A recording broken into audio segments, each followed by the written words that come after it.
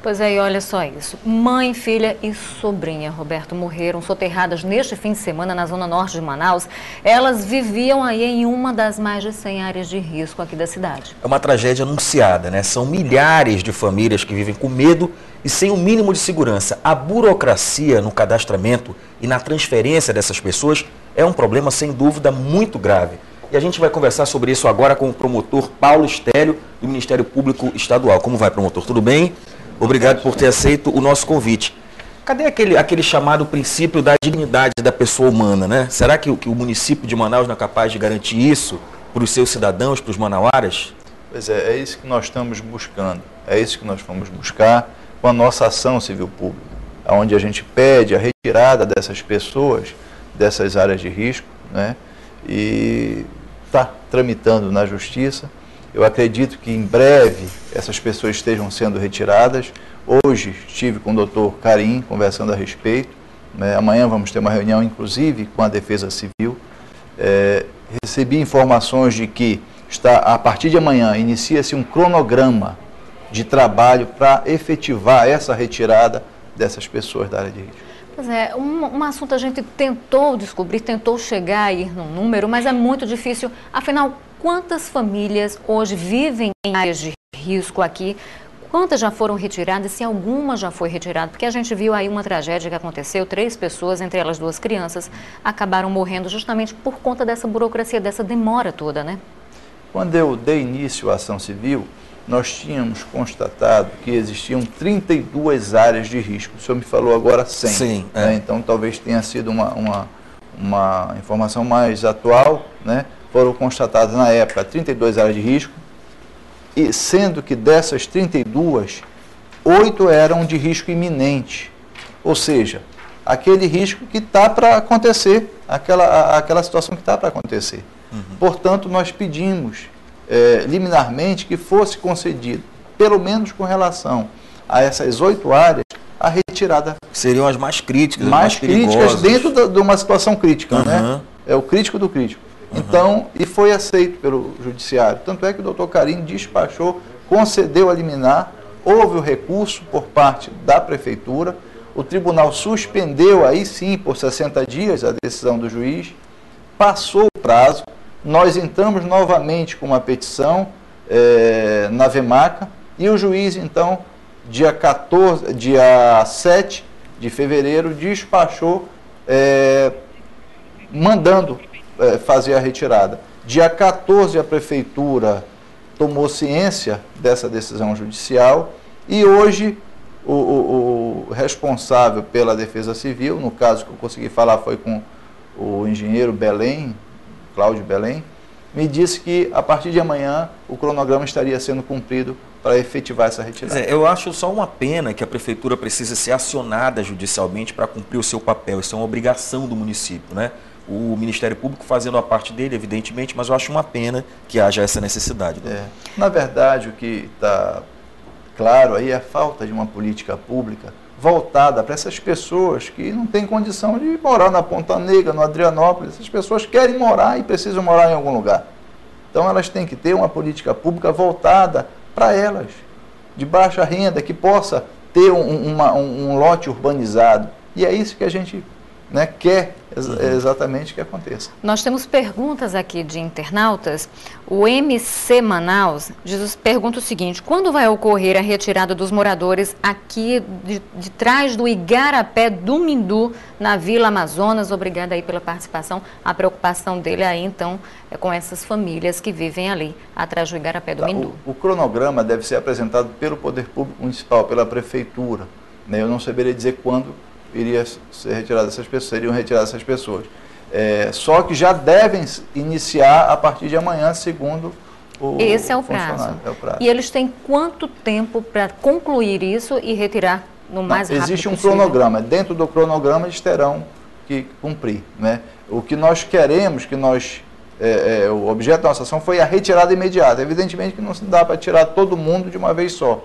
Tem que priorizar essas situações mais críticas e aí, a partir daí, paulatinamente tirando todo mundo. Pois é, parece que uma grande dificuldade também, além de ter o local, evidentemente, para alojar essas pessoas, é o cadastramento, que é muito burocrático. Quer dizer, não basta chegar lá e ver que as pessoas estão na área de risco, tem que fazer um procedimento administrativo para uma situação de urgência como essa. O senhor concorda? Você acha que é isso mesmo que tem que fazer? Não, o cadastro, eu acredito que tenha que ser feito. Agora, a forma como é feita é que eu acho que tem que ser mais séria, mais rápida. Até porque as pessoas não podem ficar esperando. A chuva está caindo e os riscos podem aumentar. E aí existe um outro problema, que aí a gente fala também dessa questão da falta de políticas públicas, é que algumas famílias acabam sendo retiradas, mas por não terem onde morar, voltam para essa área de risco. E aí é um problema, como a gente viu, tragédias acontecendo e pessoas perdendo a vida. Então, para evitar que mais vidas sejam perdidas, é imprescindível que essa burocracia toda, ela seja combatida e seja quebrada, né? Com certeza, a burocracia existe para evitar excessos, né, no gasto do dinheiro público, mas ela tem que ser rápida, tem que ser objetiva. Existe um local mais perigoso de Manaus, assim, qual é a principal, a área de maior risco mesmo, a área mais crítica da cidade de Manaus, qual é? Olha, apontaram 8, que eu não lembro de cabeça, né, que são muitas áreas. União, Nova Vitória, tem... Onde justamente aconteceu aí o acidente? Aconteceu o acidente, né?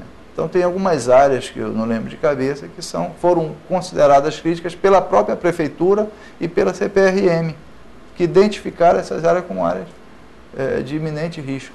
Nós temos aqui uma nota da Prefeitura, a Prefeitura enviou para a gente, diz que o levantamento das áreas de risco existentes na capital está sendo realizado aí pela Defesa Civil, né? E que a Prefeitura de Manaus paga aí, em média, um auxílio moradia de 250 famílias, de 250 famílias retiradas de áreas de risco de vários bairros daqui, e que atualmente as equipes da Prefeitura estão trabalhando no cadastramento de moradores da comunidade Santa Marta, na Zona Norte, Ponte do São Jorge e Zona Oeste, essas famílias que aí serão retiradas. Agora, o que a gente precisa saber a Justiça determinou, o senhor falou, a gente estava falando em prazo, e que existe um cronograma, mas eles têm realmente uma data até tal dia ou serão multados? Como é que funciona isso? Não, a proposta nossa foi retirada das famílias de área de risco iminente, imediatamente. Imediatamente é agora. Né? A partir do momento que tomar conhecimento da decisão judicial, tem que tirar. Então essa é a nossa proposta, iniciar a retirada. O tempo que vai levar vai depender da complexidade e da quantidade de pessoas efetivamente. Agora, eles têm que nos apresentar também um cronograma, e aí eu concordo com a senhora, para que a gente possa acompanhar essa retirada. Porque o cronograma também não pode ser muito extenso, senão pode vir a acontecer o que a gente quer evitar. Exato. Né? Então a ideia inclusive amanhã estamos conversando na VEMACA, às 9h30 da manhã, com o pessoal da Defesa Civil. Inclusive, promotor, daqui a pouco acaba a época das chuvas e aí vão colocar panos quentes em cima do assunto, porque não vai estar mais chovendo, vão esperar ano que vem para ter novos deslizamentos, então isso tem que acontecer o mais rápido possível, né? Por isso que é importante que haja o cronograma, e nós vamos acompanhar o cronograma. Existe uma questão que é muito importante, que a gente precisa ressaltar aqui. É importante tirar as pessoas dessas áreas, mas é importante também um trabalho de conscientização para que essas pessoas saibam que não podem morar ali, que não podem erguer um barraco, uma casa naquela em determinada localidade, justamente para esse trabalho de prevenção e de conscientização é preciso ser feito, né? É preciso não só tirar as pessoas, como evitar que elas ocupem. Agora, você também não pode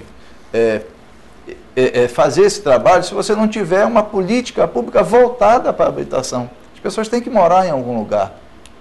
Então, cabe aí ao Estado, ao município, prover, né, essas pessoas, essas famílias de baixa renda, de lotes urbanizados.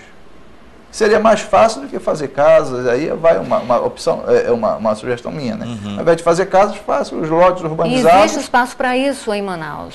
Na região metropolitana existe espaço para isso? Com certeza existe, né? Manaus é uma cidade grande e onde não houver terreno público, imóvel público, se desapropria. A lei estabelece que pode ser feita a desapropriação para interesse social, então pode ser feita. Evidente, o que se quer é evitar a morte dessas pessoas. Né? O nosso objetivo maior nessa ação é exatamente esse, evitar que as pessoas venham a sofrer com esses deslizamentos. Né? E esse é um problema que infelizmente se arrasta aí todos os anos, né? É uma pena. A minha ação é de março de 2010.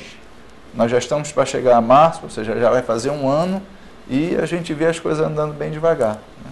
Tá certo, promotor. A gente conclui por aqui, o nosso tempo esgotou, mas fica a parabenização ao Ministério Público Estadual por essa iniciativa e o lamento que a Prefeitura ainda recorra, né, de uma decisão como essa. Obrigado por ter vindo e a gente reza para que isso tudo dê certo e que essas pessoas possam ter o mínimo de dignidade na sua moradia. Muito obrigado, e a gente também vai estar acompanhando Muito aqui, obrigado não é também isso? pela imprensa que cobra da gente, né? E é importante que haja essa cobrança não só do Ministério Público, mas do poder público e da sociedade como um todo.